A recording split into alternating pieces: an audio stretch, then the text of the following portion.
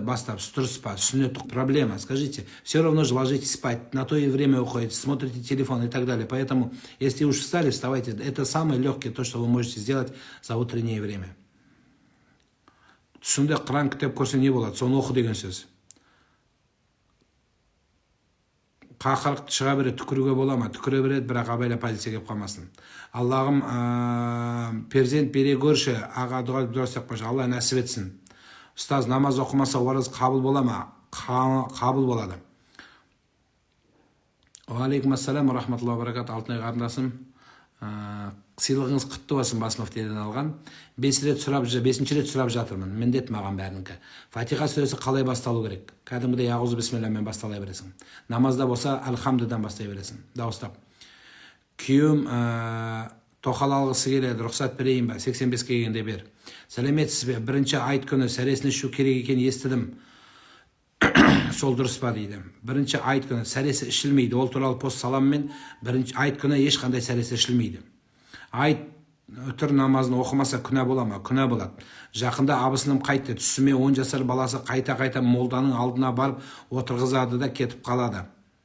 Түсінбедім сұрақты кішкене. Ұстаз, намаздың сүннеті қалай оқылады? Парызы қалай оқылғанса тапсылай оқылады? Тек қана 3-ші, 4-ші рекат, 4 рекаттық болатын болса, 4-еуіне де қосымша сүре қосасыз, және ниетінде міндет түрде айтасыз. Уақыт біткен кезде, ауыз бекіткен кезде хиджама болады. Оразаны бұзбайды. Оразада ауыз ашардағы сәресіне дұға қабыл болады ма? Құрметті Нұрлан имам, толыққанды жауап бересіз бе? Ақбеліңізге рахмет, Алла разы болсын дейді. Әлбетте қабыл болады. Осы дұғаны айтқаныңыздың өзі қабыл болады. Рахмет. Таң сәресіндегі дұғалар қабыл болады. Керектесе сәресіменен ауыз ашарда Аллах Тағала топ-топмен адамдарды кешіріп жарылқайды. Сондықтан Құдайдың кешіріміне, рахымына ілінем десеңіздер, көбірек дұға жасаңыздар. Өйткені Алла Субханала ва Тағала дұғалар керіс қайтпайтын уақыттар. Дұғаны қалай тілейсіз, солай қабыл болатын уақыттар.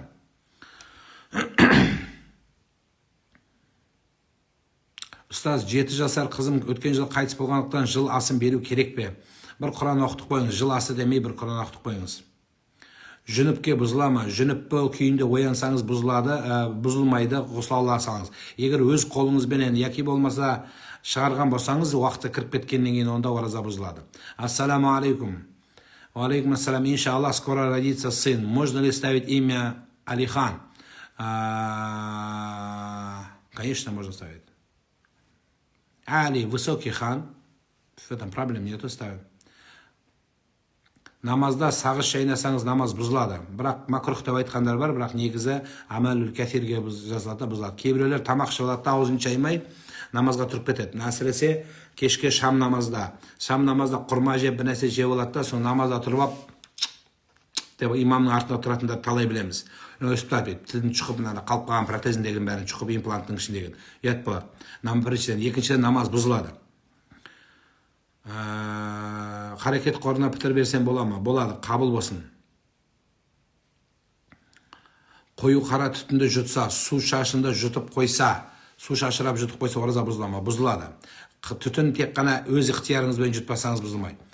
Айттың 2-ші күнінен бастап ораза ұстауға бола ма? Болады. Өйткені мына айт 1 күн, құрбан айт 3 күн. Енді бірақ біз 3 күн тойлаған халықпыз бұнында, сондықтан елдің басына проблема шығара бермей, 3-ші күні ұстағаның кішкене дұрысырақ болады. Мен намаз бастадым, 3 күннен соң атанам қарсы болып тоқтатып тасталады. Не істесем болады дейді. Көрсетпей оқи беріңіз, парызым болса да.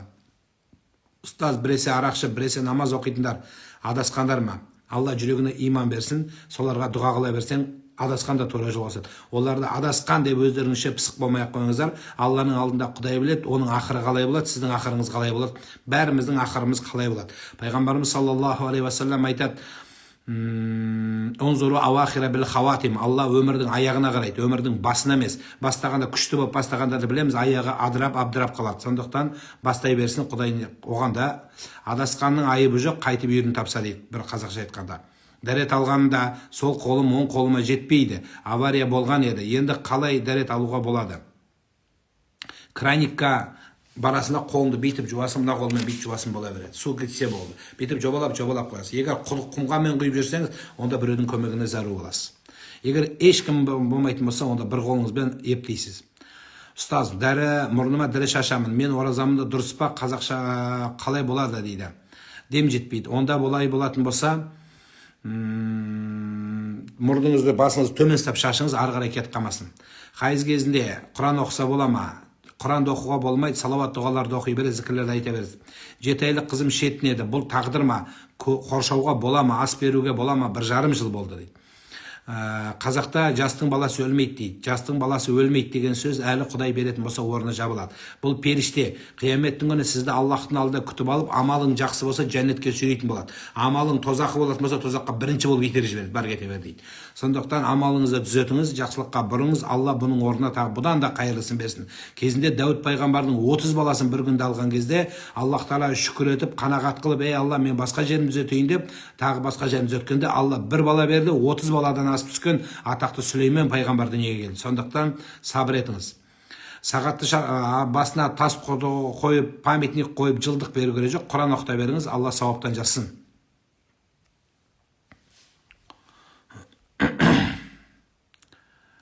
Ұстаз, ауыз ашарда кестеден шатасып 2 минут ерте ашып қойдым дейді. Құдай қайыр берсін, ештеңе етпейтін шығар енді. Аллаху алам. Тамақты ескеу бұзам оразаны, білмей жасадым. Бұзбас. Хочу совершать намаз, но не знаю, с чего начать. Самовидение начните, есть много очень книг. Возьмите, полистайте в интернете, очень много. Екінші рет тұрмысқа шығуға бола ма? Үйленбеген жігітке 1 жас үлкен, 2 ұлым бар, ойланып жүрмін, қалай болар екен деп. Алам деген болса, қарындасым анық алатын болса алады. Егер аламай, мамасына жалтақтап, туысқандардан жалтақтаған болса, сені бір бөксеріңмен алу қиындау болады. Одан кейін алса да бүкіл туысқандары миын жеп, сенің бейін жеп, ақыры қаңғытып, бір рет өмірден таяқ жегенің аз келгенсіп, екінші рет таяқ жейсің. Алатын адам өзі көрініп тұрады. Ешкімге қарамай, қолым белім буатты анау. Алды анау. Кімді?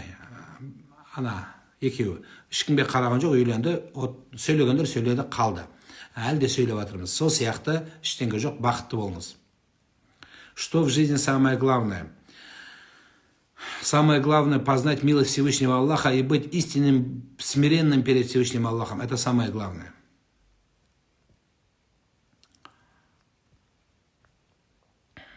Он минут ерте ашып қойса, байқамай, бір күн өтейсіз.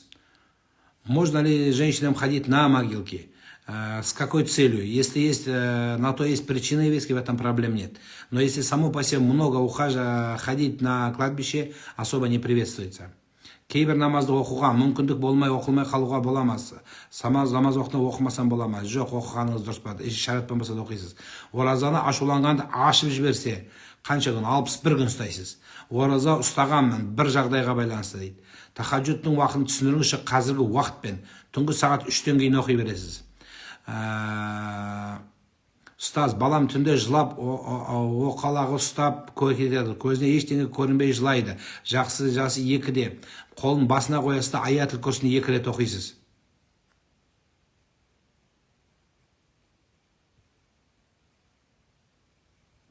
Аға, кеше ұйықтап қалып, 00-де ашып едім дейді. Ол қалай болады дейді. Неше, қарныңыз көбірек ашады, ештеңе етпейді. Ұстаз, Каспий рет арқылы киім сатуға бола ма? Мүфтият сатуға болады деген пәтуа шығарып берді. Еріктен тыс жел шығарылса ораза бұзылады ма дейді. Бұзбайды. Ерікпен шығарсаң да бұзбайды. Бірақ дәрет бұзылады, ораза бұзылмайды. Енді желде шығара бермесен де кішкене. Ауа райын құртып.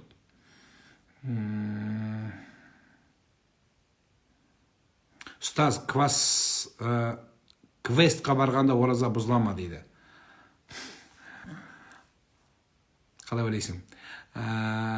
Намазға оқуға қорқыныш болып тұрады. Намаз оқымасаң действительно қорқыныш, бабай болады. Оқы. Намазда ұстаз бұрын оқымаған қаза намаздарды сүннетке қосып оқи ма? Жоқ, қосып оқымайды. Сүннет бөлек, қаза бөлек болады. Солай айтқандар бар, қазалар сүннетті жабады, ол қате сөз. Ұстаз, жүріп жатқан қызым бар. Соған ұсыныс айтып қойғам. Ол келісті, ата-анасы таниды. Енді қызбен қалай ара қатынасты сөйлесеміз дейді. Үйге алып келесің, неке қидырасың, мені шақырып, соны той жасайсың, соны таң атқанша сөйлесе беріңдер. Ораза ұстап жүріп, биохимияға қан тапсыруға бола ма? Болады. Түстің бәрін қоя тұрыңыздар. Аға, менің қызым түнде жүреді, дем салдыру керек о қызға. Ұстаз, сәресінің уақытына қарамай тамақ жеп қойып қойдым. Ал оразам жалғаса бере ме? бір күн сол күнге қарызсыз ұстау керек болады. Тахаджуд намазда 40 минут қалғанда оқыса бола ма? Болады. Оқи беріңіз. Ұстаз, ата-анам маған ұрсады, ораза ұстама деп. Мен не істеймін? Ұстай беріңіз.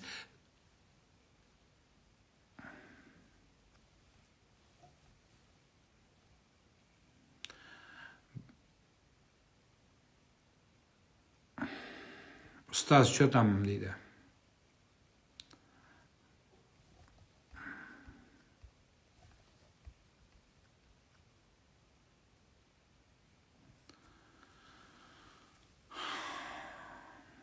Оразаны уколды бұзатыны бар, бұзбайтыны бар.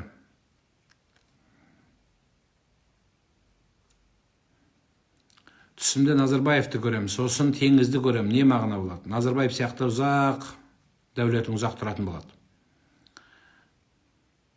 Бірақ аяғы қайыр болсын енді.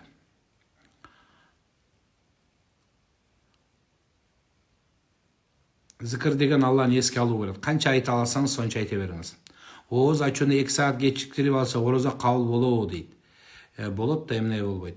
Түзелі уақыты келгенде ішіп жешкен жақсы эле сүннет болмақ, дегеле жебесе эмне болады? Иштегенде эле болбойт. Курсагың ачып жүрөт.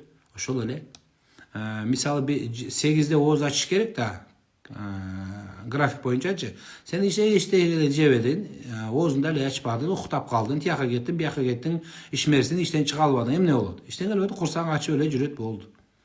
Азан чакырмай туруп аузумду ачып койдум, бирок убакыт кирип койгон, иштен этпейт, жалгаса берет, эч кандай проблема жок. Аудио Куран үйдө косуп койсо, онун пайдасы бар ма? Жаттасаң пайдасы болот, илесип окусаң.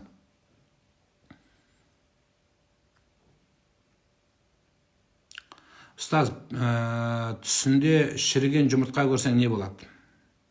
Қайыр садақа беріп қойыңыз.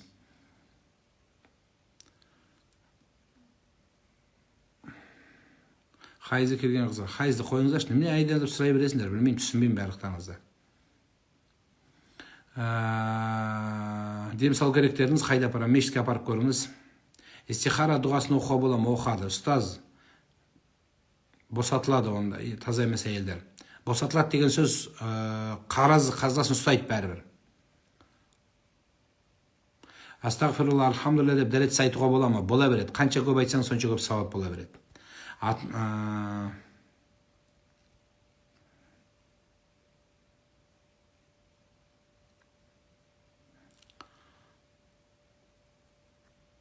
Парыз намаз жария, ал сүннет намаз іште оқылама. Сүннет намаздың бәрі іште оқылады. Жария болатын намаздардың барлығы міндетті болған болады, және ерікті болған болады. Жалғыз оқсаңыз, парыз намаздарыңыз ерікті болады. Іште оқсаң да болады, дауыстап оқсаң да болады. Ал енді жамаатпен оққан кезде имам болған адам алдыңғы 2 ракатын дауыстап оқиды. Міндет болады, ол уәжіп болады. Басқа уақытта қиын болады. Нұреке, орынсыз қойылған сұрақтар тамаша айттыңыз, төре бауырым. Жалпы орынсыз қойған сұрақты мен енді есептемеуге тырысам. Ойын ба, ойын емес па, жақсы оймен жауап берем. Бірақ қалжыңдап, ойнап, прикол ұстап, басқа ұстаздарын естіп алып, бұнда сынайын деп өзінше білгіш болып, өзіңіз істеген қияметте дүниеде де басың проблема кездесіп қалуы ықтимал. Пайғамбарымыз саллаллаху алейхи вассаламға осылай мазақтап сұрақ қойған адамның үлкен айыбы ашылып қалған. Сол абыройыңыз қаласаңыз көріңіз. Пітір садақаны азық түлік етіп алып беруге бола ма? Азық түлікті ол жей алмай қалуы мүмкін. Ол мысалы сен оған ұн алып бересің, ол ұнды нан жей алмайды өмірде. Сондықтан қарап көріңіз, нақты білетін нәрсесі, керек нәрсесін әперсеңіз болады. Мысалы сіз оған печенье апарып берсең, ет апарып берсең, оның ет ұстайтын холодильнигі де болмауы мүмкін.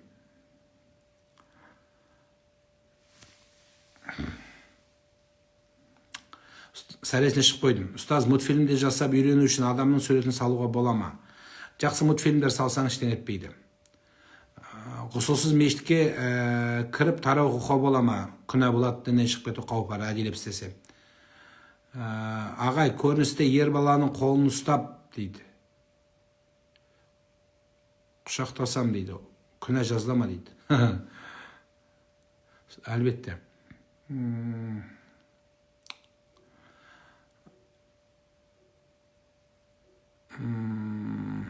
Ұстаз, көпшілікпен ауыз ашқанда, әркім өзі дұға ете ме, жоқ бір үнемі бата беріп оқимыз ба?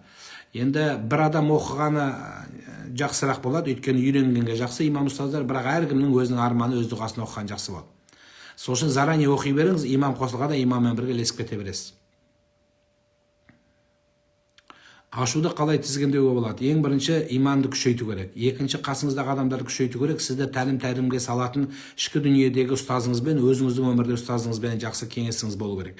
Одан кейін барып ашу болмай баратса, бұның шайтаннан екенін біліп, аузу биллахи минаш шайтанир ражим деп айтып, дәрет алып, өзіңіз ұстауға тырысыңыз. Жатыңыз, жатқан болмаса намаз оқыңыз, әйтеуір дәрет алып құлшылыққа тұрыңыз. Жасым 30-дан асты. Өз жарыңды табуға қандай дұға оқимыз дейді. Саған уже любой оқи беру керек. Саған именной дұға жоқ уже, қарындасым. Оқи бер. Какой попадется, оқи бер. И қайсысы келеді, соған тие бер жаным. Қайыр боласың. Құнут дұғасын оқысаң да болады саған қазір. Қазақ айтпақшы, көз қарайып тұрғанда, наконец-то дейтін уақытта қарай бер. О, баяғыда жасауың керек. Алла қазір қайырдай болса, қайырлы келсін маған деп жасай бер жаным. Именной дұғаны күтпей ақ қой, жасай бер. Нәрестені суға иттің басын салып шомылдырса дейді. Не дейді? Кішкентай нәрестені суға иттің басын салып шомылдырса көз тимейді дейді. Соған көз қарасыңыз дұрыс па дейді. Астағфирулла. Итті жуындырған суға. Бұл не ақымақтық? Иттің вирусы сілекейінің өзі нәжас болып тұрса, оның басын тыққаннан не қалды? Оның бір құйрығында тыға салу керек қой. Сіз өзі нені шомылдырайын деп, соны ашып алсаңызшы. Итті шомылдырып атсыз ба, жоқ баланы шомылдырып атсыз ба? Сондықтан бұндай нәрсе бірінші нақтылап алу керек өзі. Ата-анаға пітір садақа беруге бола ма? Болмайды. Ата-анаға, қайнатаға, енеге, пітір садақа, балаға, немереге, шөбереге содан қарай жүрмейді. Бауырларға, ағайындарға жүреді, бірақ бауырларыңызды пітір садақа беретіндей жағдай сонша қиын болатын болса, онда сіздің құлшылық жасап жүргеніңіз, Аллаға сиынып жүргеніңіз, мұсылманмын деуіңіз бекершілік.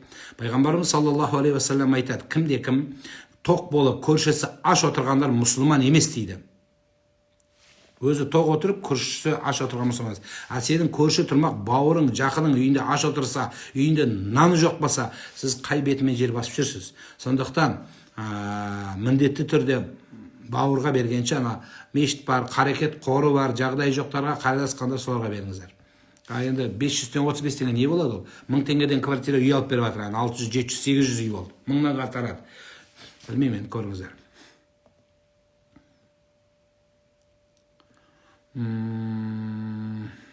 Ұстаз, сахармен ауыратын досым ораза ұстамай жүр. Ол қалай дұрыс болады? Бұндай адамдар фидиясын төлейді, шамасы жетсе. Шамасы жетпесе, екі қолын жайатты, Алла өзін кешір дейді. Сахар бұл фидия беретін ауру саналады. Сахар бүгін ертең жазылатын ауру емес, бұл хронический созылмалы ауру. Созылмалы аурулардың барлығы, дәрігер созылмалы хронический деген диагноз қойса, ораза ұстай алмайтын халде болсаңыз, онда сізге фидия беруге міндетті боласыз. Күйеу әйелін қыстап намаз оқытуға бола ма? Болады. Қыстау деген сөзді түсіндіріңіз. Ұрып текпілеп, жағын айырып, аяғын бір теуіп, басын көгертіп, көзін көгертіп, қабырғасын сындырып оқыту арам болады. Бірақ қыстап деген сөз не? Мен ақша беремейін саған, сен намаз оқы деп, амалын табуға болады. Қыстап деген сөзді әр қарай әр түрлі болады. Астанада сіз ба дейді, тап солай. Стас, подскажите, пожалуйста, старые непригодные детские вещи лучше сжечь, выбрасывать или все-таки лучше сжечь? Детские шапки можно другим отдавать. Да, конечно, есть такое поверье, если кто-то кому-то шапку отдаст, тем самым все свое будущее и так далее, то, что было, то, что нажито, и все будущее, есть такое поверье, как будто бы отдает. Это глубочайшая ошибка, такого понятия нету. Точно так же некоторые спрашивают, можно ли мыть коврик, на котором мы читаем намаз. Я спрашиваю, сколько лет? Уже 13 лет, говорит, на одном и тем же ковре человек читает намаз, и никак ни один раз не мыли. Исходя из этого, человек думает, что все благо находится на этом коврике. Глубочайшая ошибка, нет такого. Поэтому, наверное, все это в семье кашляют, болеют. Поэтому стирайте почаще. Чистота – залог здоровья. И чистота – показатель имана ислама. Это во-первых. Точно так же ваше благо, ваш баракат, ваше благословение никогда не привязывается ни к одной либо другой одежде, к определенным вещам. Относительно, если те вещи, которые абсолютно непригодны, то есть они состарились, есть какие-то изъяны, лучше их сжечь. Но один момент, когда мы сжигаем некоторые вещи, они не сгорают, буквально тлеют. Когда она начинает тлеть, тем больше вы приносите вред окружающей среде. Поэтому лучше, конечно, выбросить в мусор, а там мусорная компания сами разберутся. Но в любом случае, если есть нижнее белье, которое уже абсолютно состарилось, их лучше сжечь, чем по всему мусору раскидывать все это. Намаз оқымай күнә істесе, намаз оқымай ораза ұстаса, дұға қылып қоямыз, келесі күні нәсіп етсін. Рахмет, Мадияр, Алла разы болсын. Құптан намазды үтірге қосып 9 рекат оқи ма, 13 рекат оқи ма дейді. Құптан 4, сүннет 2, үтір уәжіп 3. Ұстаз, таң намазын оқып, бамдат намазын оқымаймын дейді. Түс не деген сөз? Екеуі бір емес пе? Оразада күндіз достарың және олардың әйелдеріне қалжың айтса бола ма? Қалжыңның өзінің шегі бар. Кейбіреулер біреудің әйелімен қалжыңдап, жеке сұрақтарға өтіп, интимный мәселелерді айтқан, бұл нағыз оңбағандық, жексұрындық нәрсе. Соған қарап ырбыңдап отырған әйелдің өзінің ақылы кемдеу. Әр нәрсені өз жөнімен айту керек. Қалжыңның да, ойынның да орны бар. Қазіргі кездегі біздің соңғы қалжыңдарымыздың көбі ұят мәселесіне өтіп кетіп жатыр. Бұл жақсылықтың белгісі емес. Аға, қажы жігіттер қызға көңіл бөлмей ме, үйленгенде ғана көңіл бөлеме дейді. Түсінбедім. Отбасымызда 5-еуміз және күйеуімнің әке-шешесі де жылда 7 адамға пітір береген, садақа береміз. Дұрыс емес болсаңда сіз жаңа әке-шешеге беруге болмайды дедіңіз. Дұрыс сұрадым, түсінбей қалдыңыз. Сұрақ бір сөз айтылды, бірақ ол 2 мағына береді. Пітір садақаны ақшаны алып, мамаға бере алмайсың. А за маму бере аласың. Семьяда 7 атамыз. Бала, шаға, әйел, күйеу, осы бәріміз, енең, папаң, сәседің бәрі тұрады, әйелің, тоқалың, бәріне бірақ бересің. Осы ақшаны мамаға беруге болмайды, тещаға беруге болмайды. Түсінікті? То есть малоимущий болса. Түсінікті ма? Ажыратып бердім ба? Ұстаз, қызым ұбытыға дайындаламын деп аузын ашты дейді. Сабақ оқып жүріп әлсіреп кетті. Сабақ үстінде ұйықтап, апайы партада ұйықтап кеткен фотосын жіберіп кетті дейді. Басқа кезде ондай емес педі? Тек қана соған байланып қалды ма? Енді өзде не қалды өзі? 7-8 күн қалды. Ептеп шыдайсасын. Бұздырма, мен тыңдасаң. Ақыры ұстады ғой, бір күн ұйықтаса ештеңе етпейді. Тарауық намазын жамағатпен оқып, үтір намазын жеке оқыса болады ма? Өз жеке оқыған жақсырақ. Үйде бар оқыған жақсырақ болады. Енем бәріміз үшін пітір садақа береді дейді. Бірге тұрам, жоқ, мен өз отбасым үшін беруім керек па дейді. Жоқ, енең берді ғой. Енең генерал Дамокөзір екен, бере берсін. Ұстаз, атанам намаз оқуға рұқсат бермейді, не істеуге болады? Тығылып оқи беріңіз. Намаз Шәуәл айымен қарыз оразаны бірге ұстауға бола ма? Болады, бірақ қарыза деп ниет қыласыз. Бөлек тұрсақ, садақа отбасы үшін беруге бола ма, бауырлар үшін? Болады, неге болмайды? Неге болмайды? Не, миллион беріп атыс па не? 535 теңгеден өліп қалғанда садақа беріп Құран оқытқаны не пайда? Тірісінде бер. Бізде өлгеннен бауырыма Құран оқып қойыңызшы. Әке-шешеме, сен тіріде берсеші соны, өліп қалмасын, солар аман болсын, дені сау болсын деп бере беріңіз. Рахмет, дұғаларыңыздың барлығын оқып көріп отырмын. Намаз оқып, бірақ бұлай кезде оранбай жүрсе не болады? Оранбағаныңыз күнә болады, намаз оқығаныңыз қабыл болады. Ораза айында не үшін баняға түсуге болмайды? Өйткені бұл ләззат болады, кайф болады, былайша айтқанда. Рамазан құлшылықтан адам ләззат алатын уақыт. Кешке ауыз ашқаннан кейін түсе бересіз. Күндіз лажы келсе түспеген дұрыс болады. Бірақ ораза бұзылмайды. Көкпардың картинасын ілсе бола ма үйге? Кіре беріс келіп қойыңыз. Ұстаз, түсімде салауат айтып жүріппін. Пайғамбарымыз саллаллаху алейхи вассалам жолымен өмір сүріңіз, өте жақсы жолымен. Намаз үстінде ой бөлінсе, ештеңе етпейді, бәрінікі бөлінеді. Намаз оқы, ораза ұстап, французский домнан дұқи сепсе, ораза бұзылады ма? Бұзылмайды. Тірі адамға Құран бағыштай ма? Өлуі не обязательно. Баққан бізде өлу керек те Құран оқу үшін, өлмей оқи берсе болады. Сауап күтіп тұра береді. Сен өлгеннен деп барады, қорықпай-ақ қой. Бізде өлу не обязательно, өлу керексің де бірінші Құран оқу үшін, өлмей ақ қой. Өлу шарт емес. Садақа беру арқылы адамның өмір жасын ұзарады ма? Ата-анам арнасам. Ас-садақату таруддул балаа ва тузиддул умра. Садақа бәлені қайтарады, өмір жасты ұзақ қылады деген сахих хадис бар.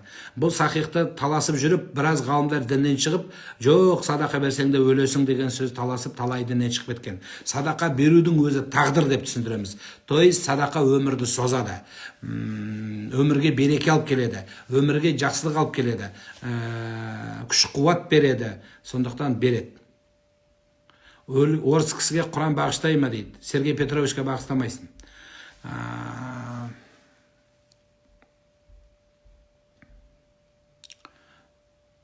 Намаз туралы көп түс көрем, түсімді қинайды. Қинаса оқсаш тезірек, оқып қал деп жатыр ғой. Намазда күліп қойса қайтадан оқу керек па дейді. Күлудің деңгейіне байланысты. Жай ыржиып жымысаң макрух болады. Даусың шықса намаз бұзылады. Даусың қарқылдап шықса дәрет те бұзылады, намаз да бұзылады. Оразда ұстап жүріп, жол жүріп, бірінші күні ауыз ашып жібердім, жалғастырып ұстасам бола ма? Болады. Айттан кейін жалғастырасыз. Ораза кезінде суға шайынуға бола ма? Болады, жұтып қоймаңыз. Намаз оқып болған соң артынша Құран бағыштауға бола ма? Бәріміз бағыштаймыз. Пітір садақаны сіздің мешітке берсек, шөт нөмірін бересіз ба? Қазақстанның барлық мешітіне бере беріңіз, Алла риза үшін. Қабыл болсын.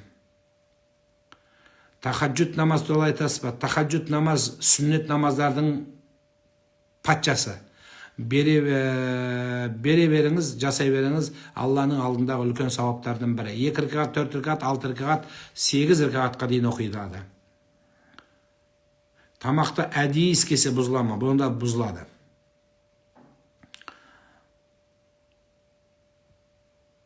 Нәпсіні жеңу үшін не істеу керек дейді. Ең нәпсіні тәрбиелеу керек. Нәпсіні ең жақсы тәрбиелейтін дүние ол ораза болады. Садақаны оразаның соңғы 10 күннің түнінде беру керек па? Жоқ, күндіз ба? Күндіз бересің, түнде не бар? Сәлемес пе, пітір садақаны кез келген мұқтаж адамға беруге бола ма? Мысалы, көшедегі болмыздар, оларға беруге болмайды. Мұсылман болу керек, мұсылман адамға жұмсалуы керек. Шарты сол. Зекет, пітір тек қана мұсылмандардың хақысы. Бұл діни құлшылық болады. Құлшылықты, ғибадатты мұсылмандарға ғана береді.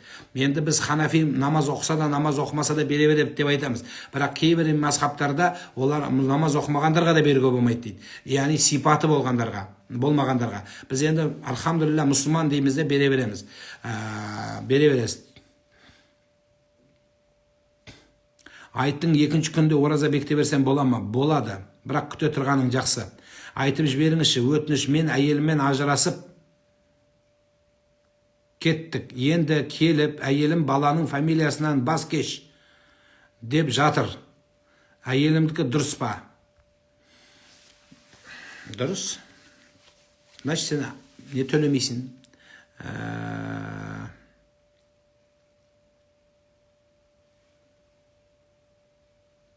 Алимент төлемейтін шығарсың, әбден қорлаған шығарсың, сенен көңілі қалған шығар. Енді оның кетуіне бекер-бекер кеткен жоқ қой. Значит, бір проблема бар. Сен маған қазір әйеліңді жаман көрсетіп жатсың. Дұрыс па? Но сен саусүйегіңді несемес шығарсың, қалғаны. Сенен де бар бір проблема. Әйел, еркегі жақсы болса, әйел кетпейді одан ешқашан. Әйел, сондықтан сенде проблема бар. Маған әйелдеріңізді, тура сол сияқты күйеулеріңізді жамандай бермеңіздер. Сіздер жамандағанда мен оны жүк көріп кетпеймін, сіздер мақтағаннан жақсы көріп кетпеймін. Сондықтан, значит, сенде өзіңде проблема бар дейсіз. Әйел до того сені жүк көріп, фамилияға дейін бөліп алам десе, значит, сенде проблема бар. Сол проблемамен күрес, енді ақыры кетіпті ғой, басқа жағыңды ретте. Шындығы сол. Жібермеуін керек еді. Амалын табу керек еді. Оразаны осы жылы неге 29 күн? Дастанбек сол. Басында ауыртпай қойған. Ай-май түсіндірсем уақыт көп кетеді. Сол деген жақсы жеңілірек болады. хилалы бар, айдың туы Құранда да сөйтіп келе береді. Аузымды әйямен мәдуда дейді, белгілі күндер дейді. Белгілі күндер деген сөз 29 күн болады, кейде 30 күн болады.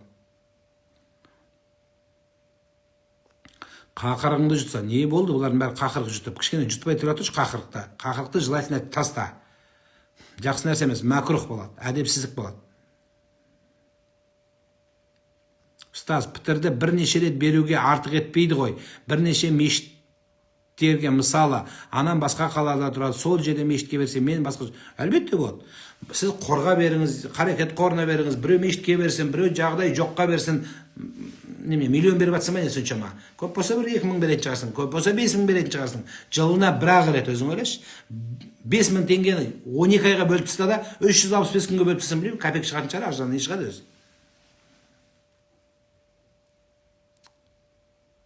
Рахмет дейді. Екеумізде де қателік бар. Дұрыс айттың. Азаматсың, Сұлтан. Жігіттің жігіті осылай болады. Молодец. Мойындап, дұрыс қателік бар деген. Азаматсың. Дұрыс. Жақында ол приложение шығады, түс жүру туралы жақын қалды.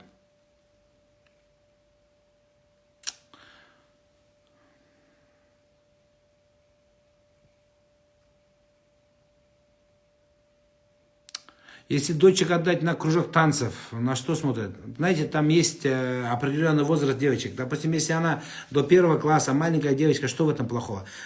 Само по себе в танцах есть гимнастика, гибкость. Что в этом плохого? В этой жизни много это повезет. Но само по себе взрослым девочкам, которые, допустим, уже в момент совершеннолетия, конечно, этого не нужно бы. Другим кружкам можно отдать. Допустим, чтению, языковым кружкам, либо шитья, кройки, шитья, и их много же, всяких кружков. Лучше туда дайте, будет более правильно.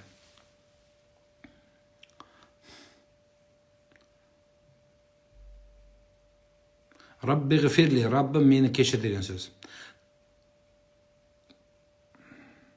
Тырнағын бояса, ораза ұстаған адам, оразасыға зияны бар ма? Тікелей оразаға зияны жоқ. Бірақ дәрет болмаса, он өтпейді. Что означает во сне, если кошка царапает, нападает? Скажите, пожалуйста, часто я вижу такие сны.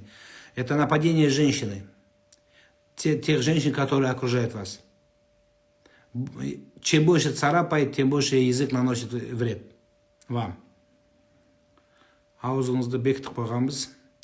Ауыз берік кезде баланы бетінен сүйсе бола ма? Макрух болады. Ұстаз, анашым Рамазан айында больницаға іш ауырып дәретханада қайтыс болып еді, үкімі қалай дейді.